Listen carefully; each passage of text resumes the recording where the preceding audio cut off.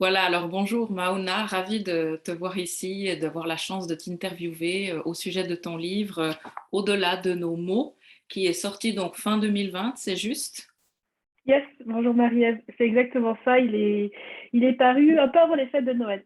Voilà, exactement, c'est ce que j'ai vu aussi dedans. Donc on va parler de plusieurs choses très intéressantes, notamment du fait qu'il a été auto-édité, qu'il est illustré magnifiquement par beaucoup d'artistes, et puis que c'est un livre, un recueil de poésie, et que qui est très intéressant, c'est que la poésie actuellement a un regain, je pense, de vie et qu'il y a beaucoup de jeunes poétesses, surtout, dont toi, qui sont vraiment intéressantes et qui font des parcours vraiment épatants. Comme tu le sais, moi, mon but à moi, c'est d'aider surtout les femmes à écrire parce que je pense qu'il y a de réels enjeux liés à l'écriture des femmes.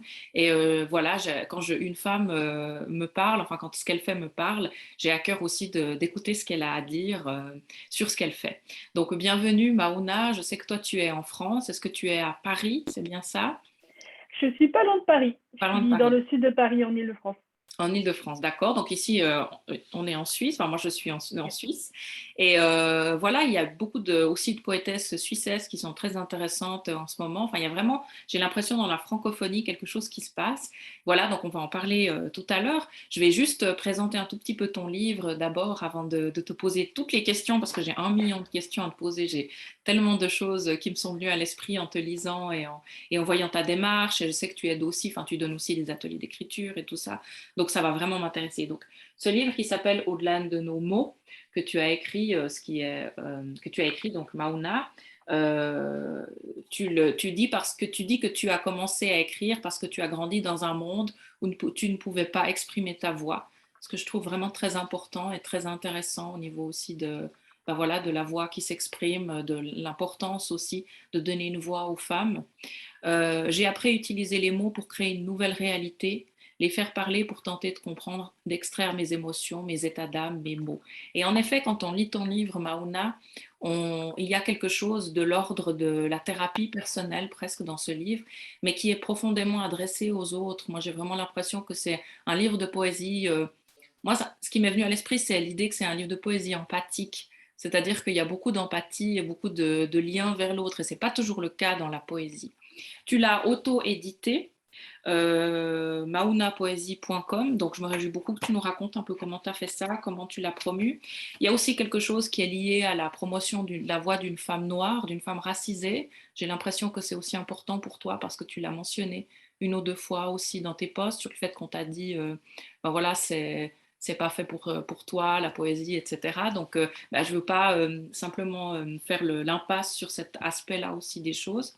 Et, euh, et voilà, donc moi j'ai envie de commencer par lire un que j'ai trouvé très beau, un poème que j'ai trouvé très beau. Alors il y a plusieurs chapitres, hein, amour, solitude, estime de soi, peur et douleur, résilience et espoir.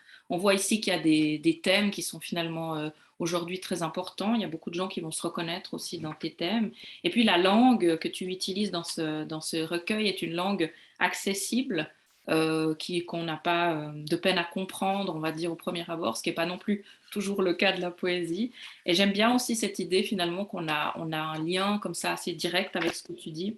Aujourd'hui, je sème des graines dans tous les corps que je rencontre pour que l'amour germe en eux et que j'y prenne asile. Voilà, moi j'ai trouvé ce texte vraiment très très beau. Et voilà, maintenant je vais te laisser t'exprimer, Maouna, j'ai assez parlé. Alors, je t'ai envoyé une liste de questions, bien entendu, mais là, évidemment, j'ai pas forcément envie de les poser de la même manière. Est-ce que tu veux nous dire un mot sur ton livre? Voilà, quelles sont tes obsessions, tes inspirations? Qu'est-ce qui a fait que tu as écrit ce livre? Alors, effectivement, le livre, comme tu le dis, il est tourné vers les autres, au sens où j'avais pas, enfin, j'ai toujours voulu écrire un livre, mais je pensais que je le ferais à la retraite, une fois que j'aurais une stabilité financière, de vie de famille, etc., que les choses seraient un peu plus posées, et que j'aurais, entre guillemets, que ça à faire, d'écrire, et d'essayer donc d'écrire un livre, et plutôt de passer par une maison d'édition. C'était ça le deal au départ. Mais la crise est passée par là, le Covid, mon contrat du coup ne s'est pas poursuivi et je me suis dit bon bah je vais prendre cette pause un peu forcée pour voir un peu qu'est-ce que j'ai envie de faire de cette écriture et puis de ma vie de manière un peu plus générale, parce que j'ai une formation en marketing, en web marketing, mais j'ai toujours eu le sentiment d'être un peu à part en entreprise, d'être un peu à côté, de pas forcément faire des choses qui me passionnaient tout le temps. Et je me suis dit, bon, bah voilà, on va peut-être prendre cette pause où tout le monde est un peu dans cette réflexion, où le monde se demande qu'est-ce qu'on fait un peu là, qu'est-ce qui est important pour nous, pour réfléchir à l'écriture. Donc c'est comme ça un peu que ce livre est venu. Et je me suis réveillée fin octobre après avoir ouvert un compte Instagram au début du confinement, en mai, c'est ça, en mai 2020. Je me suis dit, bon, bah, qu'est-ce que je vais faire de tous ces textes que j'ai partagés? Je vois que ça peut plaire. Et j'ai un ami qui m'a dit, bah, fais-en un livre. Et je me suis dit, OK, je vais faire un livre avant les fêtes de Noël, en débutant fin octobre. Donc, je me suis laissé un mois à peu près pour tout faire parce que je voulais que ce soit vraiment comme un compagnon, en fait. Comme pour un peu terminer sur une note positive l'année qu'on venait tous de passer. Et je voulais que ce soit avant les fêtes. J'aurais pu prendre le temps de faire les choses différemment, j'aurais pu prendre le temps de prendre le temps, mais je suis quelqu'un qui est un peu parfois dans l'urgence dans certaines choses. Et j'avais besoin de sortir ça pour moi et aussi pour les autres. Donc c'est vrai, quand tu dis que c'est un livre tourné vers l'empathie, bah, c'est comme ça que je l'ai pensé. Je me suis dit, voilà, si c'était le seul livre que je sortais, si demain, je sais pas, je disparaissais ou je reprenais ma vie tranquillement, bah, je voudrais que ce soit ce message-là qu'on perçoive de moi, de mon écriture. Ouais, c'est magnifique ce que tu dis. Je retiens vraiment le fait que finalement tu t'es dit à un moment je me lance, puis tu t'es lancé, tu t'es donné un certain laps de temps et puis tu y es allé, tu as foncé. Et j'aime bien aussi enfin, cette urgence que tu ressens et cette idée que tu te dis bon, bah, je vais pas attendre la retraite finalement, je vais me lancer maintenant. Qu'est-ce qui t'a fallu? Enfin, est-ce que ça a été difficile pour toi? Est-ce que ça t'a demandé du courage? Est-ce que ça t'a demandé, est-ce que tu as douté dans les moments où, enfin, comment est-ce que ça s'est fait pour toi? Quelles ont été les émotions qui ont accompagné cette gestation, on va dire? Euh, Disons que le fait d'avoir ouvert un compte Instagram au préalable, donc vers mai, au premier confinement, et d'avoir commencé à poster les choses un peu de manière anonyme, même si j'avais prévenu certains amis que j'ouvrais ce compte, et voyant déjà quelques retours, je me suis dit, OK, bon, bah, ce que j'écris peut être intéressant. Et pour une fois, parce que j'écris pas de la poésie à la base. Moi, j'en écrivais quand j'étais plus jeune, mais c'était plutôt de la poésie classique, comme ça qu'on a pu apprendre à l'école. Et j'étais dans mon idée d'écrire un roman et de l'envoyer en maison d'édition, ce serait plutôt bah, un roman sur de la fiction ou peut-être de la fantaisie, parce que c'est ça qui a bercé mon enfance et mon adolescence. Et je ne me voyais pas écrire de la poésie parce que je pensais que j'avais pas, bah, on me disait que j'avais pas les lettres pour, j'avais pas les qualifications pour non plus, et j'avais pas non plus de modèle vraiment dans ça. Et c'est à la fois donc en partageant ces textes, en découvrant aussi les ouvrages de Rue Picourt autour de 2019 à peu près, et voyant un peu son parcours que je me suis dit bon bah parler de ces mots, visiblement ça peut être intéressant, ça peut être utile. Et c'est à travers vraiment le compte Instagram, les challenges que j'ai pu mettre dessus, parce que je disais par exemple à mes abonnés, donnez-moi un mot et j'en ferai un poème. Mhm. Et c'est en voyant vraiment que ce que j'écrivais faisait écho à d'autres personnes que je me suis dit, OK, donc si que je partage moi sans m'en rendre compte, en partant d'un mot, d'une idée, d'une émotion, un jour comme ça apporte du bien-être aux autres, bon, bah, pourquoi pas essayer de cumuler ça et d'en faire un livre. Mhm. Et le livre a été constitué à la fois bah, d'un tiers de ce que j'ai pu écrire tout au long de ma vie, mais en le remettant un peu au goût du jour, entre guillemets, parce que mon écriture, étant enfant ou adolescente, n'est pas forcément la même que celle adulte. Un tiers de ce que j'ai pu partager sur Instagram, qui allait donc dans cette idée de laisser vraiment un compagnon de route, et un autre tiers que j'ai écrit en une semaine parce que je trouvais que ça manquait un peu de consistance et que j'avais envie d'apporter un message complémentaire. Donc vraiment, le livre est composé de trois parties comme ça, donc à la fois qui s'étale sur le temps, sur toute ma vie, une autre qui est un peu une sorte de remerciement un peu de ce que les personnes qui ont pu me lire sur Instagram m'ont envoyé comme message, et puis le reste, l'envie de finir l'année correctement et de partager encore un peu plus de moi, que je n'avais pas forcément mis aussi sur Instagram, donc d'aller un peu plus en profondeur. Mais c'est passionnant ce que tu dis parce que déjà de voir qu'il y a eu un travail presque de... Enfin, tu as écrit en même temps que tu publiais une partie de ces poèmes puisque tu les montrais sur Instagram et que tu te donnais des défis presque d'écriture immédiate, on va dire, dans la relation avec toi et les personnes qui te suivent sur Instagram. Et puis, donc ça, c'est déjà très, très intéressant comme démarche. Et puis, une autre chose que je vois, c'est que finalement, tu t'es pas pris la tête pendant des semaines en te disant mais qu'est-ce que je vais écrire pour réinventer la poésie. Finalement, tu t'es dit bon ben voilà, tiens, ce livre, il a besoin que j'ajoute encore des choses, donc je vais y aller, je vais écrire des choses pour. C'est presque une approche plus pragmatique en fait du livre. Ah bah j'ai besoin de temps pour en faire un livre, donc je vais écrire des poèmes. Et je trouve très intéressant parce que beaucoup des femmes avec qui je travaille vont aborder l'écriture en se disant d'abord qu'est-ce que je dois faire de super bien, de génial pour pouvoir faire un livre. Et quelque part, c'est comme si elles abordaient un peu le problème dans l'autre sens, c'est-à-dire au lieu de se dire bon, bah, pour un livre, il faut tant de choses, elles vont plutôt se dire je vais faire ça et peut-être qu'après ça donnera un livre. Et finalement, ça prend beaucoup de temps, beaucoup de réflexion. Et ce que j'apprécie beaucoup et ce que je trouve intéressant dans ta démarche, c'est l'idée de ben voilà, il faut de la poésie, je produis, je me fais assez confiance et puis je publie. Et est-ce que toi, tu as par moment douté de toi ou est-ce que quelque part, une fois que c'était dit, tu t'es dit, bon, ben, j'y vais, je fonce. Comment tu as fait pour te sentir, ma question c'est, comment tu as fait pour te sentir légitime de le faire? Parce que finalement, beaucoup d'écrivaines, je dirais beaucoup de femmes, surtout parce qu'on sait que le champ littéraire classique est beaucoup dominé par les hommes blancs surtout, et puis que quelque part, ouais, on donne beaucoup encore de prix, je trouve, enfin, quand on regarde l'attribution des prix prestigieux comme le Goncourt, tout ça, c'est même pas 20% de femmes et c'est principalement des hommes blancs qui les gagnent. Bah, Comment est-ce que toi, tu as ça, fait pour te sentir légitime? Qu'est-ce que tu as fait? bah, Enfin, tu l'es selon moi, mais comment est-ce que tu as fait?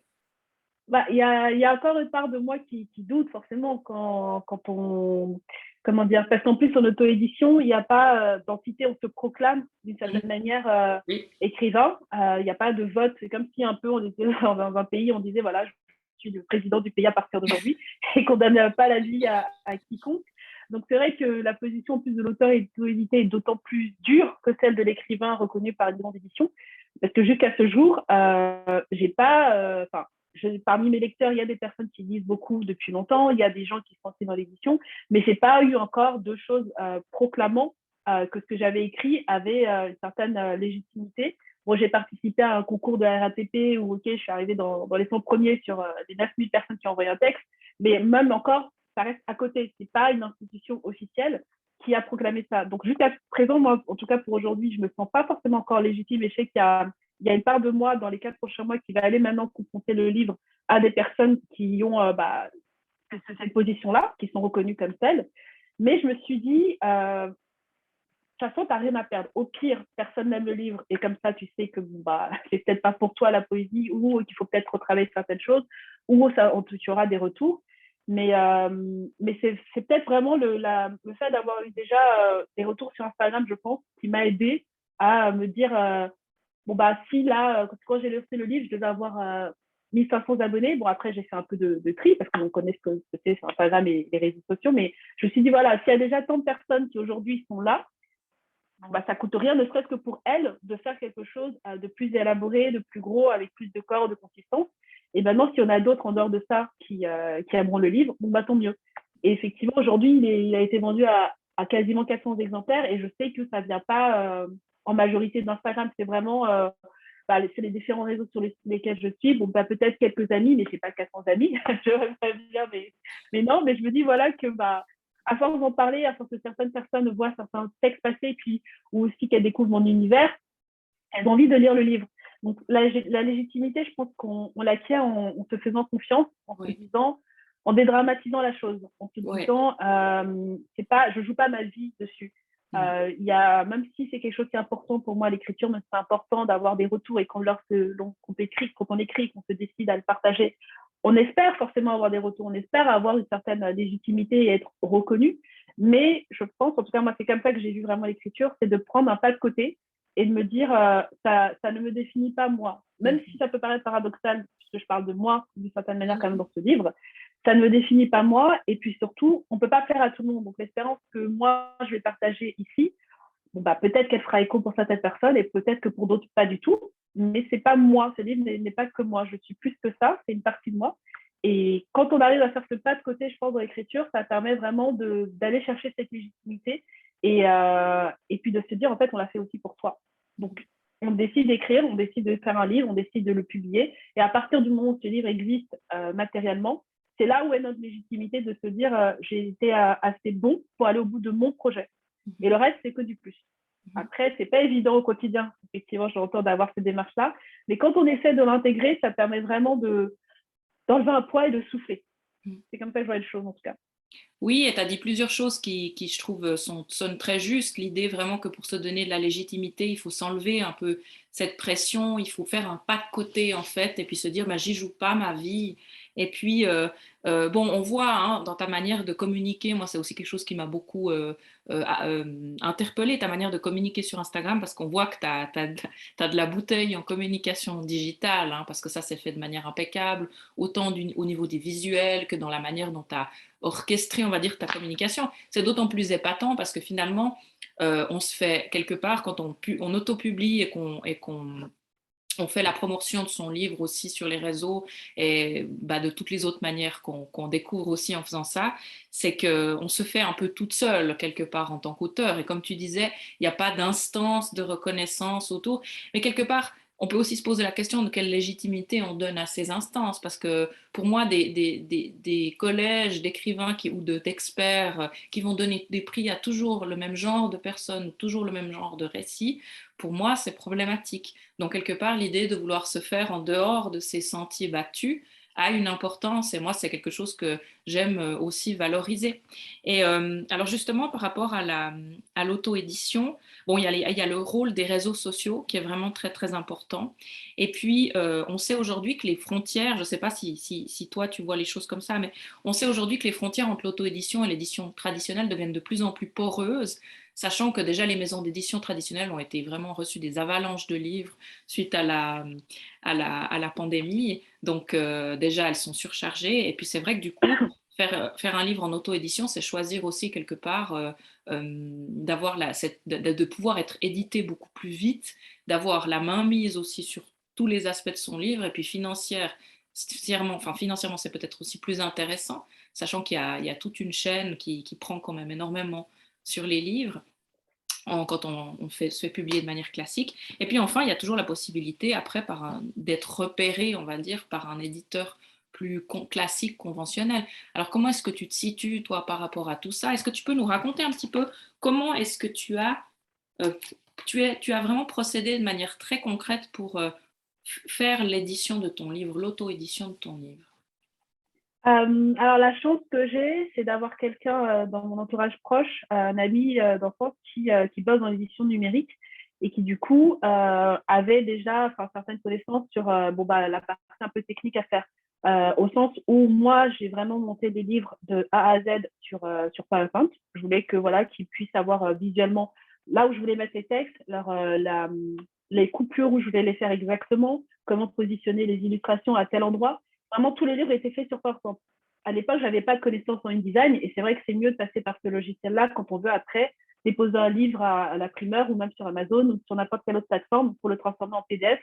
C'est mieux d'utiliser cet outil, même si on peut le faire autrement. En tout cas, de ce que j'ai compris et de ce que je vois, c'est mieux de passer par cet outil. Donc voilà, j'ai fait en sorte qu'il ait vraiment tout et qu'il ait juste à faire un copier-coller entre la version définitive de mon livre et ce logiciel. Après, sur la partie technique, je me suis renseignée. Internet reste quand même un bon outil, même s'il y a pas mal de contradictions, il y a certains éléments qui n'étaient pas clairs, que j'ai découvert aussi par la suite, qui m'ont mis aussi des bâtons dans les roues, que ce soit en termes du choix du prix, parce que ça a une incidence aussi, on ne peut pas vendre ce livre à différents prix. Et il y a des plateformes sur lesquelles on n'a pas le choix du prix. On a, 4 prix sont proposés, mais tu ne peux pas prendre un prix en dehors de ces 4-là. Ce qui fait que typiquement, moi, ça, je ne savais pas avant de lancer mon livre, parce que j'ai tout fait encore une fois en un mois et demi. Et c'est vrai que ce sont des éléments qui, moi, aujourd'hui, pour le prochain livre, ou en tout cas dans l'accompagnement que je fais avec les autres personnes, j'accumule toutes ces informations-là pour éviter que d'autres tombent dans les mêmes pièges ou aient les mêmes bâtons dans les roues que j'ai pu avoir.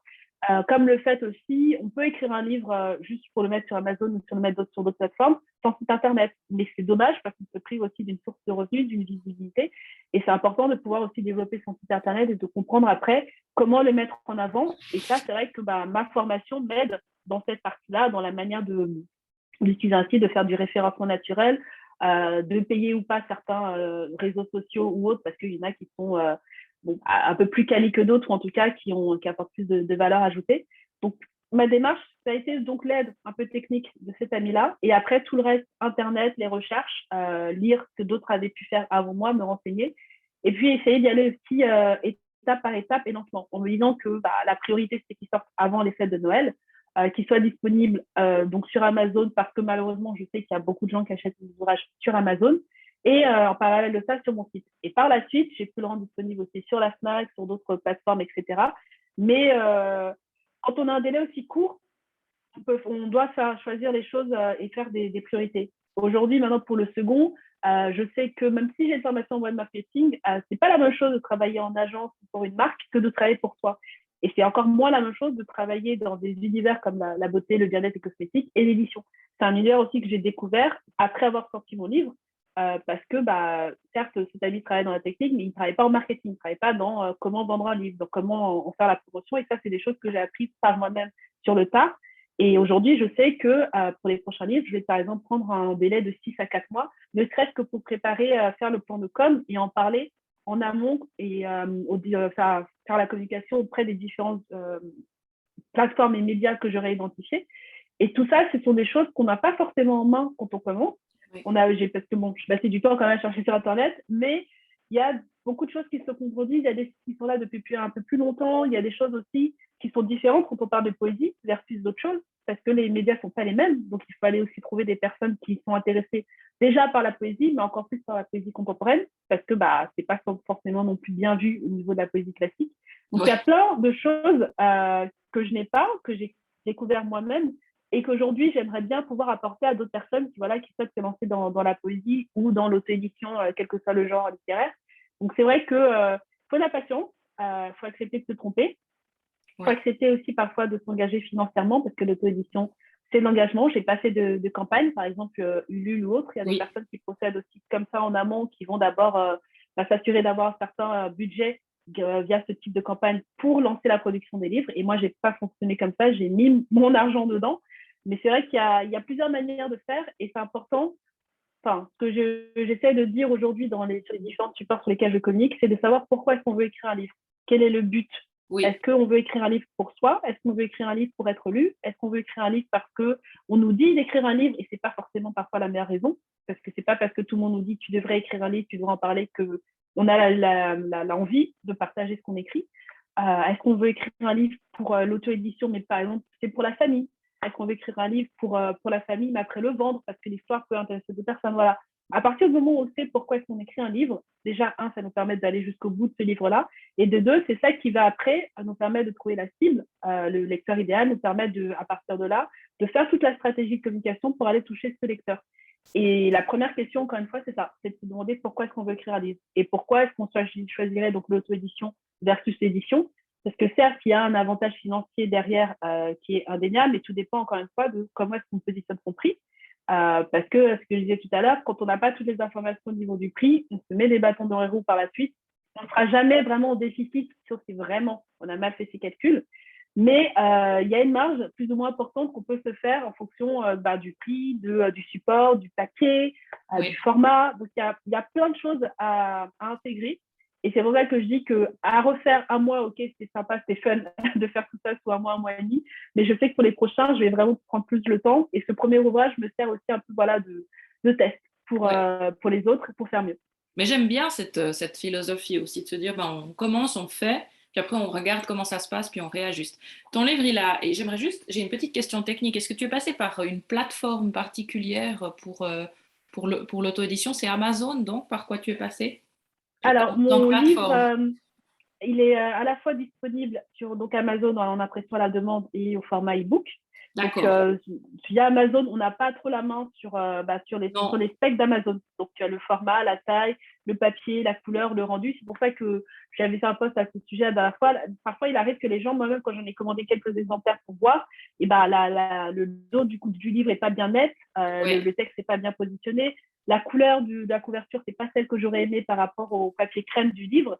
Donc, pour éviter tout ça, mais parce que je sais qu'il y a quand même des gens qui achètent dessus et parce que l'avantage d'Amazon, c'est qu'il y a des gens qui vont acheter à travers d'autres pays, même si je peux les envoyer depuis mon site, ça reste la plateforme d'impression principale où les gens vont naturellement. Mais à côté de ça, pour toutes les personnes qui n'achètent pas mon site sur Amazon et qui vont l'acheter en librairie ou sur mon site ou même sur je suis passée par un imprimeur. Donc là, j'ai choisi le format, j'ai choisi la couverture. C'est celui-ci, par exemple. Hein. Voilà. Il y a une différence, on voit entre les deux. La partie que moi j'ai faite, elle est au format A5, alors que sur Amazon, c'est un peu plus grand. Avec l'imprimeur, je voulais quelque chose, un crème à la fois pour les feuilles, à la fois pour la couverture. Donc, on voit la nuance entre les deux. Et même le rendu du pelliculage, la netteté, voilà, c'est pas pareil. Et le papier est aussi plus épais. Donc, pour des illustrations et de la poésie, c'est aussi plus intéressant d'avoir un papier qui absorbe mieux et qui soit plus épais. Et ça, c'est en passant par l'imprimeur. Donc, toutes les personnes qui vont acheter mon livre en dehors d'Amazon, elles auront un livre ça, aussi. c'est une merveille. C'est vrai que c'est un très bel objet aussi. Et je vais montrer, enfin voilà, il y a de très belles illustrations dedans d'artistes différents. J'ai vu, hein, des fois tu donnes leur compte Instagram, des fois leur nom, donc on retrouve ces artistes. Moi, je voulais, enfin, je trouve très intéressant en fait parce qu'effectivement, maintenant, tu as l'expérience et alors tu as mentionné quelque chose, c'est que tu as aussi toi-même des activités de mentorat littéraire. Est-ce que tu veux nous en parler un petit peu? Je me suis dit, c'est vrai que quand on se lance dans l'écriture, qu'on devient écrivain, j'ai vu qu'il y avait énormément de personnes après sur Instagram, les réseaux sociaux, qui proposent aussi leurs services en tant que coach pour écrire, etc. Et c'est vrai que moi, ça revient à cette question de la légitimité tout à l'heure, j'estime que je n'ai pas la légitimité d'être coach parce que c'est un terme un peu galvaudé derrière lequel il y a énormément de choses. Et à mon sens, on ne se lève pas du jour au lendemain comme ça en disant à quelqu'un je vais te faire en sorte que ton livre soit écrit. Pour moi, déjà, il y a une formation à suivre à côté de ça. Et de deux, je me suis rendu compte qu'il y avait tellement peut-être déjà beaucoup de personnes dessus qu'aujourd'hui, c'est peut-être pas là que j'ai forcément envie d'intervenir. Il y a tout un travail en amont, avant même le fait de poser les mots, qui peut être déjà un blocage. Il y a beaucoup de personnes qui ne trouvent pas l'inspiration ou n'arrivent pas à trouver la régularité pour écrire ou l'idée ou qui ont tellement de choses dans la tête qu'elles n'arrivent pas à les coucher sur papier. Et je me suis dit que là, ça pourrait peut-être être intéressant de les accompagner, de les aider, même si, voilà, si après, il y a des personnes qui ont des questions sur l'auto-édition, comment se lancer ou sur comment promouvoir son ouvrage. C'est aussi des choses que je propose. Mais je me suis dit, parce que j'ai voulu faire tout en même temps aussi trop vite, après avoir sorti le livre, plutôt que de voir sur les trois piliers en même temps, je préfère communiquer sur le premier, sur la partie vraiment en amont, sur cette partie qui demande du coup de la confiance, de l'accompagnement et d'avoir peut-être une sorte de partenaire pour pouvoir écrire. Et aujourd'hui, c'est vrai que c'est sur ça que je communique, que ce soit sur Instagram ou sur Clubhouse, dans les rooms dans lesquels j'ai pu échanger. Et je le vois quand je fais des ateliers d'écriture en live sur Instagram, les retours que j'ai après de personnes qui n'ont même pas forcément pour projet d'écrire un livre, mais qui aiment bien juste poser les mots sur le papier ou faire un peu le point sur leurs émotions, que ça les aide, ces ateliers, parce que ça vient creuser des choses sur lesquelles ils n'étaient pas prêts. Et c'est même pas, c'est ça qui est drôle dans ça, c'est que l'important quand je fais ces ateliers, c'est pas ce côté thérapie ou ce côté développement personnel, pas du tout. Ce sont des ateliers entre guillemets basiques, mais puis finalement la manière en tout cas dont je les approche, dont je les contextualise, parce qu'il y a un peu de méditation en amont, même si on s'en rend pas compte, c'est quelque chose que je fais sans que les participants vraiment le réalisent, et le fait de le faire aussi en écriture automatique, donc dans un temps limité, ça amène à vraiment laisser les mots couler. Et moi, c'est un peu comme ça que j'écris mon recueil, sous forme d'écriture automatique. J'ai pas, je ne sais pas faire, en tout cas pas aujourd'hui, parce qu'avant peut-être que je le faisais, j'avais une idée d'une histoire et donc j'écrivais cette histoire. Aujourd'hui, c'est plus, je me pose, de quoi j'ai envie de parler. Et c'est ce que j'aime bien aussi dans la forme du haïku, parce que c'est quelque chose qui nous amène à saisir l'instant présent et donc à prendre conscience un peu de ce qui se passe, de ce qu'il y a autour de nous. Et c'est pour ça que je trouve que l'écriture sous forme d'atelier d'écriture automatique, ça va vraiment aller faire le point là tout de suite dans ce qu'il y a à l'intérieur de soi. Et ce qui est bien aussi avec l'écriture, c'est que même si on écrit des choses qui n'ont rien à voir avec le livre qu'on veut publier, l'histoire qu'on a envie de faire, ou même le métier, parce qu'on écrit aussi parfois en tant que blogueuse, copywriter ou rédacteur, ce qu'on va écrire sur cet instant, ça va peut-être pas servir aujourd'hui, ça va peut-être pas servir demain ou dans un mois, mais ça peut servir de manière plus longue sur un projet plus long. Donc même si on a écrit de la fantaisie, des polars ou du young adulte ou autre, participer à ces ateliers-là, ça permet de nourrir quelque chose. Peut-être que c'est les émotions qu'on va mettre sur papier à 50 ans qui nous concernent nous, vont peut-être venir nourrir le personnage dont on parle dans notre ouvrage. Donc, ce sont des choses comme ça, indirectement, qui permettent aussi de dédramatiser le processus d'écriture, de prendre confiance en soi, de se dire j'ai mis des mots. Puisqu'au final, quand on demande d'écrire tous les jours pour arriver à écrire un livre, c'est pas tant forcément d'écrire tous les jours sur ce livre, mais c'est simplement d'avoir cette routine de mettre un mot, deux mots, trois mots, tous les jours et au final, on finit par écrire des pages. Donc, c'est un peu comme ça que moi, je Mhm. fonctionne en tout cas.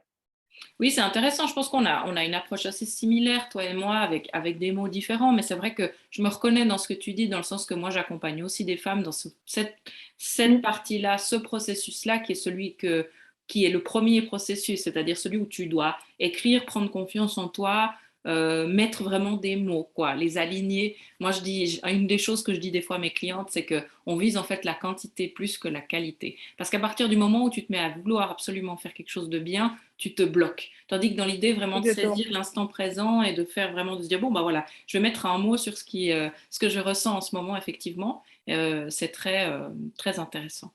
Maouna, j'ai pas envie de te prendre encore trop de temps, mais évidemment, je pourrais parler avec toi des heures parce que je trouve ton approche vraiment très intéressante.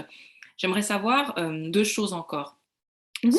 Si j'ose te demander si tu es encore, j'ai cru comprendre que c'était le cas, mais si tu travailles sur un projet actuellement et si tu as envie de nous dire quelque chose à ce sujet, et sachant que je mettrai en description de la vidéo, bien sûr, tous les liens vers ton site, ton livre, pour trouver ton livre, etc.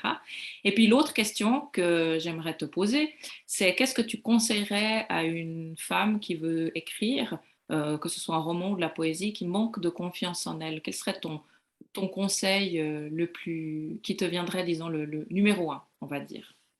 Ok. Alors, sur la première question, oui, je travaille sur le deuxième livre. J'avais prévu de le sortir en fin d'année, avant les fêtes de Noël, comme l'autre. Mais, comme je disais tout à l'heure, dans ce souci de vouloir prendre le temps de bien faire les choses, finalement, j'ai décidé aussi de tester l'aventure de l'édition pour le deuxième. C'est-à-dire donc de finir l'ouvrage quand même pour la fin d'année, mais de l'envoyer en maison d'édition parce que, voilà, à travers les recherches que je fais depuis que je suis dans cette aventure d'autrice, j'apprends aussi des autres qui, eux, sont passés directement par l'édition avant de penser à l'auto-édition. Et j'ai découvert que oui, effectivement, il faut à peu près 6 mois en moyenne pour qu'une maison d'édition fasse un retour. Et je me suis dit, bon, bah, je vais finir le deuxième livre sur la fin d'année. Ça me laisse le temps de continuer à parler du premier parce que, comme je disais tout à l'heure, je n'ai pas encore contacté la presse. Je n'ai pas activé encore d'autres canaux. Là, aujourd'hui, j'ai utilisé simplement, entre guillemets, que les réseaux sociaux ou le bouche à oreille. Et là, j'ai envie d'aller proposer cet ouvrage à des personnes qui sont dans ce domaine-là. Donc, ça demande du temps.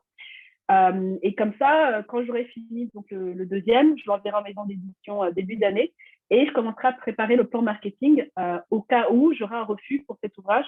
J'aurai donc ces 6 mois pour faire les choses bien, pour préparer les choses en amont et vraiment du coup lancer le deuxième, pareil avant les fêtes, mais de manière un peu plus tranquille. Voilà, à vrai dire, personne ne m'attend, entre guillemets. J'ai pas d'agent littéraire, j'ai pas de contraintes, donc autant prendre le temps de faire les choses bien. Et pour répondre du coup à ta deuxième question, je dirais il faut s'entourer de personnes bienveillantes, déjà dans son entourage. Même si c'est vrai qu'on dit que nos proches sont pas forcément objectifs dans ce qu'on écrit, déjà, si on arrive à leur faire comprendre si le message, parce que quand on écrit, il y a un message derrière, on a envie de transmettre quelque chose. Donc, si ce message est compris par nos proches, par quelqu'un qui nous aime assez pour mettre un pas de côté et pouvoir nous faire un retour on peut faire des retours sans faire du mal. C'est sûr que, ce que je disais tout à l'heure, c'est notre ego qu'il faut mettre de côté. Il faut accepter au moment où on propose un texte, que ce soit un poème ou un livre en entier, bah, que la personne en face nous fasse un retour qui ne soit pas celui auquel on attend. Mais il faut le prendre dans le sens, ça va nous permettre d'améliorer ce message, de changer les choses. Donc, si on est jeune, une jeune femme et qu'on ne sait pas encore dans quoi se lancer, peut-être déjà s'entourer de personnes bienveillantes pour le lire. Donc, ça peut être des proches, ça peut être aussi des professeurs. Ça arrivait. Moi, je sais qu'au collège, c'était ma professeure de français qui disait que ce que j'écrivais était intéressant.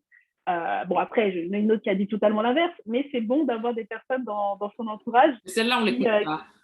voilà, qui sont là pour nous épauler, nous accompagner, et puis simplement aussi pour nous dire, nous encourager à aller au bout, même si elles ne nous font pas de retour sur ce qu'on écrit, même si on ne se sent pas prêt à partager ça, avoir quelqu'un qui nous sert un peu de compagnon de route, qui va nous dire alors tu as réussi à faire ci, t'encourage pas, va jusqu'au bout.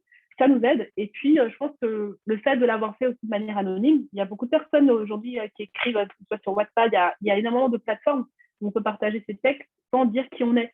Donc ça, c'est aussi un moyen d'avoir Ouais, déjà un retour, de se dire, bon, je vais essayer voilà, de partager un début d'histoire à telle ou telle personne. Et ouais. puis, l'avantage de ça, c'est de se dire, personne ne sait que c'est moi derrière ces mots. Mais par contre, le double tranchant, c'est de se dire, comme les gens ne savent pas et qu'on est sur les réseaux sociaux, qu'on a une époque aussi où les gens aiment bien malheureusement euh, jeter un peu leur propre rancœur, leur propre découragement ou insatisfaction, frustration de la vie en commentant ce qui est en face d'eux, il faut aussi être capable d'accepter ça. Donc c'est à double tranchant. L'avantage des proches, c'est qu'ils prendront peut-être, trouveront les beaux mots pour nous faire un retour en étant objectifs. L'inconvénient de l'anonymat sur ce type de plateforme, c'est que les gens ne prendront pas forcément des gants. Il y en a qui le feront, d'autres non. Mais ça nous permet déjà d'avoir une approche. Et comme pour toute chose, quand on fait quelque chose, il faut accepter que le monde ne soit pas prêt, que le monde puisse dire non.